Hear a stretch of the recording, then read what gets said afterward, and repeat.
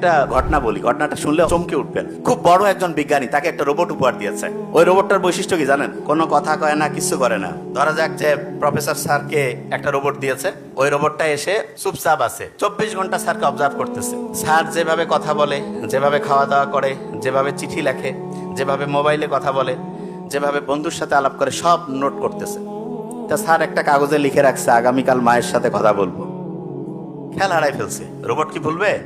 সে চিন্তা করতেছে স্যারের খেয়াল হারাই গেছে, সমস্যা নেই। সে ফোন দিয়া মার সাথে কথা বলছে। হঠাৎ করে স্যারের মনে হয়েছে, কিরে, মায়ের সাথে তো কথা বলি নাই। মাকে ফোন দিছে, বলছে বাবা তুমি না একটু আগে আমার সাথে কথা বললা।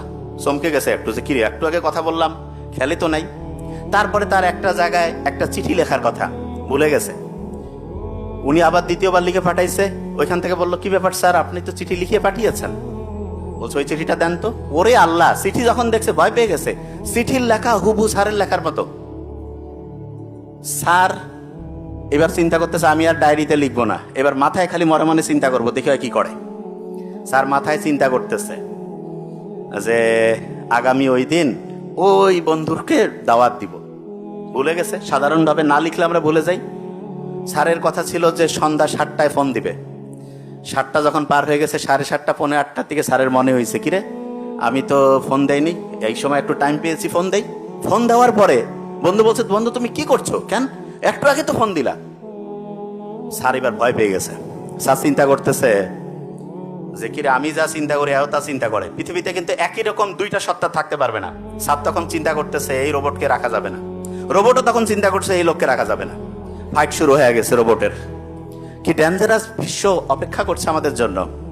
তা দুই প্রফেসরের এরকম আলোচনা হচ্ছে।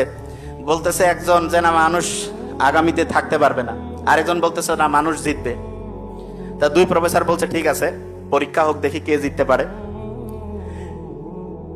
দুইটা রোবট দুই পক্ষ থেকে আসছে, লাস্ট বেঞ্চ। দুই পক্ষ থেকে, এক পক্ষ হচ্ছে মানুষের পক্ষ, যে মানুষ জিতবে, আরেক পক্ষ হচ্ছে যেন রোবট জিতবে।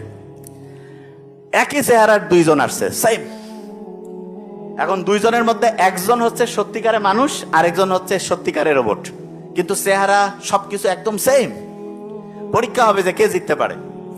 প্রফেসর যেই প্রশ্ন করে দুইজনে উত্তর ঠিকভাবে দিতে থাকে। প্রফেসর যেই কাজে দেয়, খুব ট্যালেন্টেড তো, দুইজনে ঠিকভাবে করতেছে।